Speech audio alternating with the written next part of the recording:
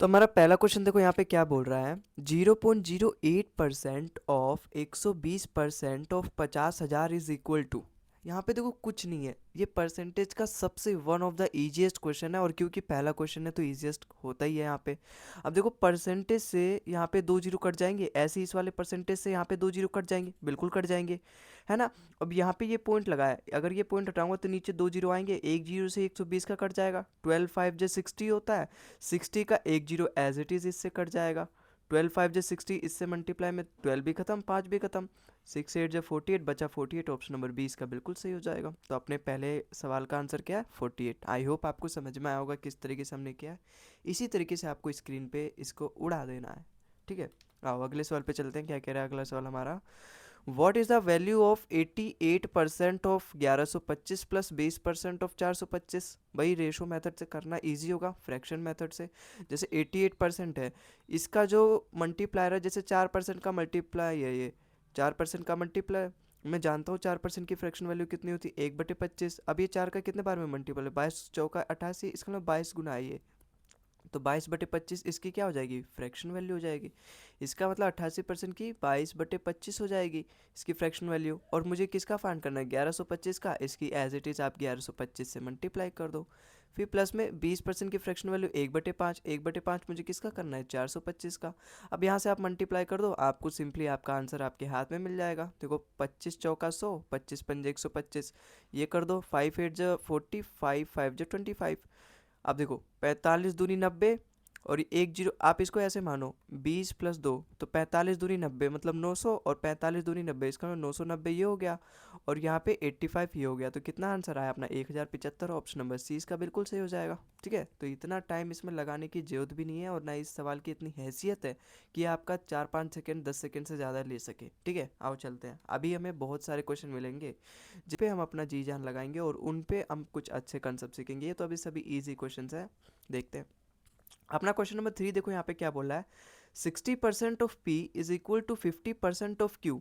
Q is x% of P, then what is the value of x। Actually में मुझे कुछ और नहीं, x की वैल्यू फाइंड करनी है।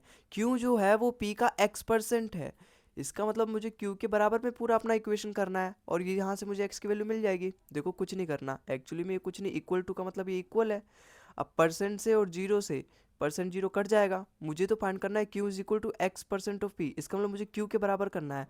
तो ये जो 5 वाला है ना, इसको यहाँ ले आओ। अब मुझे पता चल गया Q is equal to x%। देखो यहाँ पे 6/5 of p is equal to Q के बराबर आ गया ना, यहाँ तो अब कुछ बचा ही नहीं।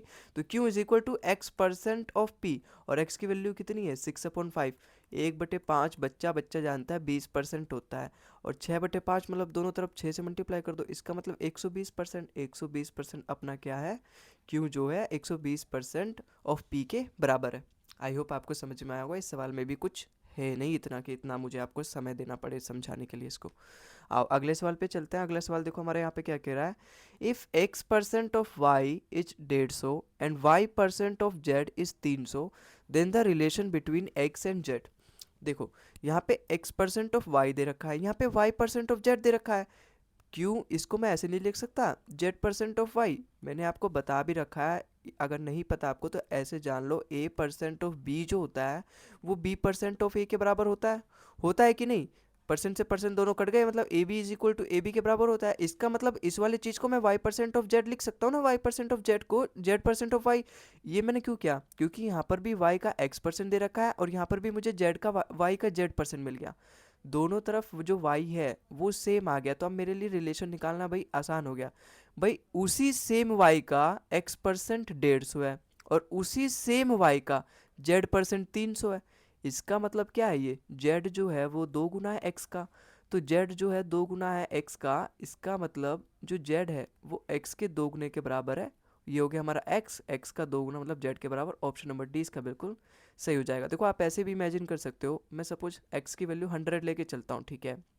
y की वैल्यू मैं सपोज आप ही समझो, 100% ऑफ y 150 है, इसका मतलब y किसके बराबर है, 150 के बराबर। इसका मतलब 100% ऑफ y अगर 150 के बराबर है, तो z अगर दो गुना होगा x के बराबर, x का दो गुना होगा, ये हमने x लिया ना, x का अगर z दो गुना है, वेरीफाई करवा रहा हूँ मैं, अगर x 100 है तो z कितना होगा, 200।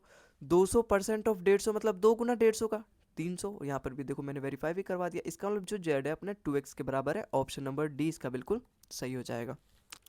अगले सवाल पे चलते हैं। If the word photograph is spelt with F in place of P H then what would be the percentage reduction in the number of letters. यहाँ पे क्या बोला है सवाल में, ये जो एफ लेटर है ना, इसको मैं स्पेल्ड करूँगा पी एच की जगह। इसका मतलब जितने भी पी एच है उन सबको हटा के मैं वहाँ पे एफ लिख दूंगा। अब मुझे बताना है कि कितना परसेंट मैंने एक्चुअली में लेटर कम कर दिए हैं। देखो मैंने 4 लेटर हटाए, मैंने 2 लेटर जोड़ दिए। इसका मतलब केवल मैंने 2 लेटर ही कम किए। और कितने लेटर थे टोटल, 1 2 3 4 5 और 5 10। इसका मतलब टोटल 10 लेटर थे। तो 10 में से मैंने 2 कम कर दिया। 1/10 10%, 2/10 20%। ऑप्शन नंबर सी इसका बिल्कुल सही हो जाएगा। इसका मतलब मैंने टोटल फोटोग्राफ जो लेटर था, अपना पूरा वर्ड था, इसमें 2 लेटर अगर मैंने पी एच की जगह एफ कर दिया, पी एच की जगह यहाँ पर भी एफ कर दिया, इसका मतलब मैंने 20% उसमें लेटर्स कम कर दिए। ठीक है, तो आई होप आपको ये सवाल भी समझ में आया होगा।